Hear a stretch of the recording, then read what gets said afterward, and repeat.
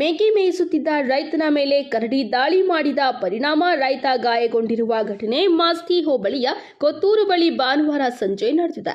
ಮಾಲೂರು ತಾಲೂಕು ಮಾಸ್ತಿ ಹೋಬಳಿಯ ದಿನ್ನಹಳ್ಳಿ ಗ್ರಾಮ ಪಂಚಾಯಿತಿಯ ಕೊತ್ತೂರು ಗ್ರಾಮದ ಬಳಿ ಭಾನುವಾರ ಘಟನೆ ನಡೆದಿದೆ. ಗಾಯಗೊಂಡಿರುವ ರೈತನನ್ನ ಕೊತ್ತೂರು ಗ್ರಾಮದ ನಾರಾಯಣಸ್ವಾಮಿ ಎಂದು ಗುರುತಿಸಲಾಗಿದೆ. ಕೊತ್ತೂರು ಗ್ರಾಮದ ನಾರಾಯಣಸ್ವಾಮಿ ಎಂಬುವವರು ಎಂದಿನಂತೆ ಕಾಡಂಚಿನ ಸಮೀಪ ಇರುವ ಹೊಲದಲ್ಲಿ ಮೇಕೆ ಮೇಯಿಸಲು ಹೋಗಿದ್ದು, ಸಂಜೆ ವಾಪಸ್ ಆಗುತ್ತಿದ್ದ ಸಂದರ್ಭದಲ್ಲಿ ಕರಡಿ ಮೇಕೆ ಮೇಯಿಸುತ್ತಿದ್ದ ರೈತನ ಮೇಲೆ ಏಕಾಏಕಿ ದಾಳಿ ಮಾಡಿದ ಪರಿಣಾಮ ಮುಖ, ಕಿವಿ ಹಾಗೂ ಕೈಗೆ ಗಂಭೀರ ಗಾಯ ಆಗಿದ್ದು, ಗಾಯಾಳುವನ್ನ ಕೋಲಾರದ ಜಿಲ್ಲಾಸ್ಪತ್ರೆಗೆ ದಾಖಲಿಸಲಾಗಿದೆ.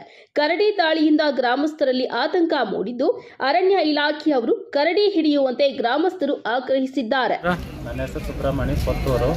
ನಮ್ಮ ತಂದೆ ಮೇಕೆ ಮೇಯ್ಸಕ್ಕೆ ಹೋಗಿದ್ರೆ ಹೊಲದ ಹತ್ರ ಅಲ್ಲಿ ಬಂದು ಅಟ್ಯಾಕ್ ಮಾಡಿ ಚೆನ್ನಾಗಿ ಕಚ್ಚಾಕಿದ್ವಿ. ಕರಡಿ ಅದೇ ಸರ್. ಎಲ್ಲೆಲ್ಲಿ ಕಚ್ಚೈತೆ? ಕೈ, ಕಿವಿ ಎಲ್ಲ, ಫೇಸ್ ಎಲ್ಲ ಕಚ್ಚಾಕಿದ್ವಿ. ನೀವ್ಯಾಗ ನೋಡ್ಕೊಂಡ್ರಿ? ಅವರೇ ಬಲಂತರ ಇದು ಮಾಡಿ ಅವರೇ ಬಂದುಬಿಟ್ರು ಮನೆ ಹತ್ರ. ಬಂದಾಗೆ ನಮ್ಗೆ ಗೊತ್ತಾಗಿದ್ದು. ಇಲ್ಲ ಗೊತ್ತಾಗಿಲ್ಲ ಅಂದರೆ ನಮಗೂ ಏನೂ ಗೊತ್ತಾಗ್ತಾ ಇರಲಿಲ್ಲ.